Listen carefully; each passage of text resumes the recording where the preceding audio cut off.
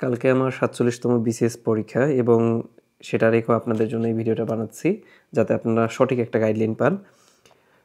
আপনারা প্রিপারেশন শুরু করার আগে যে সাবজেক্টগুলো সহজ সেগুলো আগে টার্গেট করবেন। আগে সুশাসনে হচ্ছে ১০ নম্বরের প্রশ্ন হতো, এখন হবে ১৫ নম্বর। তো বুঝতেই পারছেন একটা বড় ফ্যাক্টর হিসেবে দাঁড়িয়েছে এটি। এই জন্য আপনাকে আলাদাভাবে প্রিপারেশন নিতে হবে। যেহেতু অল্প পড়ার মধ্যেই এই সুশাসনের প্রিপারেশন হয়ে যায়, তো আপনি কিন্তু সহজেই এই ১৫ নম্বর টার্গেট করতে পারেন এবং ১২-১৩ পেতে পারেন। এর জন্য আপনাকে হচ্ছে ইউনিকের একটা বই নিতে হবে। যদি ইউনিকের বই আপনার কাছে না থাকে বা আপনি যদি বেসিক ভিউ কিনে থাকেন, বেসিক ভিউতে আপনার সুশাসনের একটা পার্ট আছে, এটা পড়লেই হয়ে যাবে। তো দুইটি, একটা হচ্ছে ইউনিকের বই সুশাসন, এবং যদি আপনার কাছে বেসিক ভিউ থাকে তাহলে বেসিক ভিউয়ের সুশাসন পার্টটা আপনি সুশাসনের জন্য পড়বেন। এর পাশাপাশি হচ্ছে এইচএসসির মানে ইন্টারের যে এই যে সুশাসন আর পৌরনীতি যে বই আছে সেখানের যে এমসিকিউ, সেই এমসিকিউগুলো সলভ করে রাখতে পারেন। এরপর আসি ভূগোলে। এটাও আপনারা অনেকে টার্গেট করেন না, কিন্তু এটা আপনাদেরকে টার্গেট করতে হবে। ভূগোলের ক্ষেত্রে কি করবেন, 9-10-এর যে বইটা আছে, বেসিক যে বইটা, সেই বইটি একবার ভালো মতো পড়ে নেবেন। এবং যদি আপনার কাছে নাইম ভাইয়ের বেসিক ভিউ থাকে, সেক্ষেত্রে ভূগোল পাঠটা নাইম ভাইয়ের বই থেকে পড়তে পারেন। আমার দেখা সবথেকে গোছালো বই নাইম ভাইয়ের এই যে ভূগোলের যে অংশটা, সেটা আপনি সেটা পড়লেই সেখান থেকে কিন্তু 10-এর মধ্যে ভালো একটা নাম্বার তুলতে পারবেন। এরপর আসি হচ্ছে আন্তর্জাতিক। আন্তর্জাতিকে আগে অনেক কম নাম্বার ছিল, এখন কিন্তু 25 নাম্বার আসবে আন্তর্জাতিক থেকে। তো আন্তর্জাতিক পড়ার ক্ষেত্রে আপনারা অনেকটা ভুল করেন কি, একটা বইয়ের শুরু থেকে শেষ পর্যন্ত চলে যান। সেটা না করে আপনার কি করতে হবে, আন্তর্জাতিকে প্রথম পড়বেন সংস্থা, ইউএন, ডব্লিউটিও, এরকম যতগুলো সংস্থা আছে খুব ভালো মতো সংস্থাগুলো পড়ে ফেলবেন। এরপরে পরিবেশ চ্যাপ্টারটা পড়বেন। পরিবেশ চ্যাপ্টারটা পড়ার পরে যুদ্ধ পড়বেন, চুক্তি, ট্রিটি। তারপর হচ্ছে গুরুত্বপূর্ণ দেশ পড়বেন, যেমন আমেরিকা, যুক্তরাজ্য, চীন, আমাদের দক্ষিণ এশিয়া, আফ্রিকার দক্ষিণ আফ্রিকা। তো এই জন্য জিনিসগুলো আপনি জেনে গেলেই হচ্ছে আপনার কিন্তু মোটামুটি একটা ভালো কম্প্যাক্ট ধারণা হয়ে যাবে। এরপর সভ্যতা পড়বেন আর প্রতিদিন চেষ্টা করবেন ম্যাপ স্টাডি করতে, তাহলেই কিন্তু আপনার আন্তর্জাতিক হয়ে যাবে। এবং এই ডিসেম্বর যাওয়ার পরে জানুয়ারির শুরুর দিকে একটা সাম্প্রতিকের বই কিনে নেবেন। আমার কাছে সবচেয়ে ভালো লেগেছে হচ্ছে আলালের যে সাম্প্রতিক আওয়ার, ওই সাম্প্রতিক আওয়ার বইটা কিনলে কিন্তু হয়ে যাবে। আর একটা কিনবেন প্রফেসরের সালতামামি, সেটা আসবে জানুয়ারির শুরুর দিকে। এরপর আসি হচ্ছে ইংলিশ সাহিত্য। ইংলিশ সাহিত্যতে আপনার কিন্তু অনেক নাম্বার উঠানোর জায়গা, এটা যদি আপনি খুব ভালো মতো পড়তে পারেন।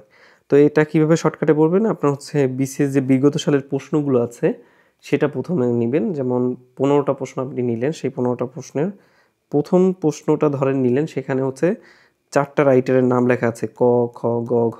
তো আপনি ওখানে 4টা রাইটারের যে রাইটারের নাম লেখা আছে সেগুলো ডিটেলসে পড়ে ফেলবেন। তো এক একটা প্রশ্ন নেবেন এবং সেটা অ্যানালাইসিস করবেন এবং অ্যানালাইসিস করে তার গভীরে চলে যাবেন। প্রথমে হচ্ছে বিসিএসের এই বিগত সালের প্রশ্নগুলো ভালো মতো অ্যানালাইসিস করবেন এবং মাথায় রাখার চেষ্টা করবেন, তাতেই কিন্তু আপনি ভালো একটা নাম্বার ক্যারি করতে পারবেন। প্রায় 8 থেকে 10টি এভাবে করলেই কমন পাওয়া যায়। তারপর হচ্ছে গুরুত্বপূর্ণ লেখক, এর বাইরে ওই যে অপশন অ্যানালাইসিস করার পরও গুরুত্বপূর্ণ রাইটার যদি কোনো কিছু বাকি থেকে থাকে, তো গুরুত্বপূর্ণ লেখকের প্রায় সব কিছু পড়ার চেষ্টা করবেন। কিন্তু অগুরুত্বপূর্ণ রাইটার যাদের নামই শোনেন নাই, তাদের 1-2টা গ্রন্থ যেগুলো বিখ্যাত সেগুলো পড়লেই হয়ে যাবে। আর এক্ষেত্রে আপনার বই পড়তে হবে হ্যান্ডবুক অফ ইংলিশ লিটারেচার, কনফিডেন্সের ছোট একটা বই আছে, সেটা পড়লেই আপনি কিন্তু ম্যাক্সিমাম নাম্বার 90% কমন পেয়ে যাবেন। বাংলা সাহিত্য ব্যাকরণ পার্টে আসি। বাংলা সাহিত্য ব্যাকরণ পার্টে নাম্বার একটু তারা কমিয়েছে। তো এখানে হচ্ছে চেষ্টা করবেন, সাহিত্য পাঠটা নিয়ে আগে বলি, প্রাচীন ও মধ্যযুগে সর্বোচ্চ নাম্বার উঠাতে। প্রাচীনের মধ্যযুগের অল্প পড়া, এই পড়াটা তাড়াতাড়ি করে শেষ করে নেবেন। আর আধুনিক যুগে গিয়ে চেষ্টা করবেন সবার আগে আপনি যে এসএসসি আর হচ্ছে এইচএসসিতে যে রাইটারগুলো পড়েছেন, যে রাইটারগুলো ছিল, সেই রাইটারগুলো আগে ভালো মতো পড়তে। তারপরে গিয়ে যাদের নামই শোনেন নাই, যাদের নাম সবচেয়ে কম শুনেছেন, সেই রাইটারদের গুরুত্বপূর্ণ প্রশ্নগুলো পড়তে। আর বিগত সালের প্রশ্ন এখানে আধুনিক যুগে খুবই গুরুত্বপূর্ণ, সেগুলো হচ্ছে দাগিয়ে দাগিয়ে পড়ে নেবেন।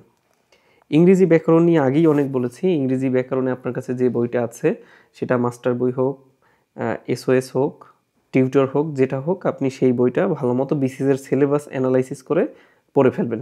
যদি না মানে অ্যানালাইসিস যদি আপনার কাছে না থাকে তাহলে হচ্ছে আমার অ্যানালাইসিস করা ভিডিও আছে, সেটা দেখতে পারেন। এরপর হচ্ছে বাংলা ব্যাকরণ। বাংলা ব্যাকরণের জন্য 9-10-এর বইটা খুবই গুরুত্বপূর্ণ। যেহেতু কম সময় আছে, 9-10-এর 2টা বই আপনি মিক্স করে পড়তে পারেন, এবং যদি আরও কম্প্যাক্ট ওয়েতে পড়তে চান অগ্রদূত পড়তে পারেন, আর অভিযাত্রিক, অন্বেষণ বইগুলো প্রায় কাছাকাছি। যে কোনো একটা বইয়ের আপনি গ্রামার পার্ট পড়ে নিতে পারেন। তারপর হচ্ছে বাংলাদেশ। বাংলাদেশে হচ্ছে আপনার সিলেবাস কিছুটা পরিবর্তন হতে পারে, আমরা তো জানি। সেটা হচ্ছে 47তম থেকে এই যে 71 বা তার পরবর্তী এই বিষয়গুলো কিন্তু এখন কিন্তু অনেক কিছু কম গুরুত্বপূর্ণ হয়ে গেছে। আমাদের এখন 66-র কাহিনী কম জানলেই হয়, আমাদের 69-এর কাহিনী কম জানলেই হয়, আমাদের 71-এর আগের কিছু কাহিনী কম জানলেই হয়। তো সিলেবাস কিছুটা পরিবর্তন হতে পারে। তো আপনি চেষ্টা করবেন কি প্রথম চ্যাপ্টার, যেটা হচ্ছে সব আমাদের যে প্রাচীন ইতিহাস আছে বাংলাদেশে, সেটা আপাতত স্কিপ করতে। 47 থেকে 71 এটাও একটু স্কিপ করেন। শুরু করবেন হচ্ছে দ্বিতীয় চ্যাপ্টার থেকে, মানে আমাদের অর্থনীতি, তারপর জনসংখ্যা, সংবিধানের সবই কিন্তু গুরুত্বপূর্ণ না। এখন সংবিধানের অনেক কিছু চেঞ্জ হয়ে গেছে, এগুলো একটু খেয়াল রাখবেন। তো আগে হচ্ছে এই প্রথম 2টা চ্যাপ্টার, মুক্তিযুদ্ধ আর হচ্ছে শুরুর চ্যাপ্টারটা, এটা বাদ দিয়ে আগে সব শেষ করবেন, এবং শেষে হচ্ছে এই মুক্তিযুদ্ধ যেগুলো গুরুত্বপূর্ণ সেগুলো পড়বেন, এবং হচ্ছে তারপরে প্রাচীন ইতিহাস পড়বেন। কম্পিউটারের ক্ষেত্রে আপনার কম্পিউটারের বিগত সালের প্রশ্ন সবার আগে অ্যানালাইসিস করবেন, এবং কম্পিউটারের বিগত সালের প্রশ্ন যদি কেউ ভালো মতো জানে, সেখান থেকেই কিন্তু একদম 50% কমন চলে আসে। তো প্রথমে এটা অবশ্যই এনশিওর করবেন। তারপরে হচ্ছে যে কোনো একটা বই, আপনি আলালস কম্পিউটার নেন, সেলফ সাজেশন নেন, আপনি নিতে পারেন। এখন কথা হচ্ছে আপনার যদি সময় কম যেহেতু, তাহলে আপনি কি করবেন, আলালের একটা সাপ্লিমেন্ট বের হয়, ছোট একটা বই, সেখানে সব তথ্যই নিয়ে আসছে, তো সেই সাপ্লিমেন্টটাও কিনে নিতে পারেন। বিজ্ঞানের ক্ষেত্রে আপনার হচ্ছে বিসিএসের বিগত সালের প্রশ্নটা খুবই গুরুত্বপূর্ণ, সেখান থেকেও কমন আসে, এবং হচ্ছে যদি কম পড়তে চান তাহলে MP3 পড়বেন, যদি বেশি পড়তে চান সেক্ষেত্রে হচ্ছে সায়েন্স ককটেল বইটা কিনতে পারেন। তবে আমি যেহেতু সময় কম, আমি রেফার করব আপনি বিজ্ঞানের MP3 বইটাই পড়েন। ম্যাথের জন্য হচ্ছে প্রিভিয়াস প্রশ্ন দেখবেন 35তম থেকে আপনার 46তম পর্যন্ত, বা 47 তো চলে গেছে, 47তম আপনি দেখবেন। এরপর হচ্ছে সেখান থেকে একটা আইডিয়া নিয়ে ইম্পর্টেন্ট চ্যাপ্টারগুলো আইডেন্টিফাই করে সেগুলো করার চেষ্টা করবেন। আর আপনাদের জন্য সবচেয়ে গুরুত্বপূর্ণ বই হচ্ছে 9-10-এর বই, এবং এই 9-10-এর বইয়ের হচ্ছে সবচেয়ে গুরুত্ব দিবেন উদাহরণগুলো, মানে প্রত্যেকটা চ্যাপ্টারের উদাহরণ যে প্রশ্নগুলো আছে সেগুলোতে গুরুত্ব বেশি দিবেন, কারণ হচ্ছে যারা প্রশ্ন তুলে তারা এই উদাহরণ থেকে প্রশ্ন তুলে। তো আপনাদের এখানে খেয়াল রাখতে হবে।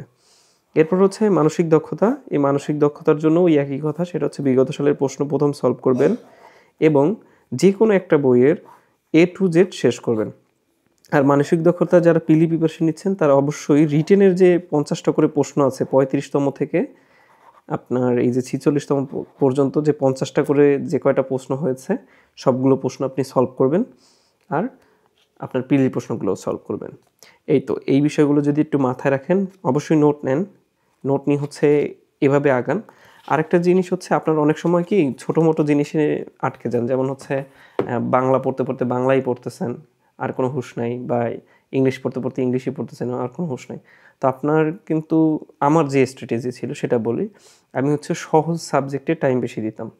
আমি এই যে সুশাসন টাইম বেশি দিতাম, ভূগোলে টাইম বেশি দিতাম, আন্তর্জাতিকে টাইম বেশি দিতাম, কারণ এইসব জিনিসে আমি কম এফোর্ট দিয়েও বেশি নাম্বার ক্যারি করতে পারি। তো আপনারা যদি হচ্ছে কোনোভাবে এই সহজ সাবজেক্টগুলোতে ফোকাস বেশি দেন, এবং কঠিন যেগুলো সেগুলোতে সমানুপাতিক হারে একটু সময় দেন, তাহলে দেখা যায় ভালো একটা স্কোর উঠাতে পারেন। যেহেতু এখন গণিতে নাম্বার বাড়িয়েছে, তো 2টা সাবজেক্ট মিলে ভালো একটা নাম্বার কিন্তু আপনার উঠাতে হবে, এবং এর জন্য অবশ্যই গণিত যারা দুর্বল তারা প্রতিদিন রাখার চেষ্টা করবেন। এতটুকুই। আমার জন্য দোয়া করবেন যেন পরীক্ষাটা ভালো হয়। আপনাদের সকলের জন্য শুভকামনা। একটু স্মার্ট ওয়েতে আগান, তাহলে আপনারা কম এফোর্ট দিয়ে ভালো একটা রেজাল্ট ক্যারি করতে পারবেন। ধন্যবাদ আমাকে সময় দেওয়ার জন্য।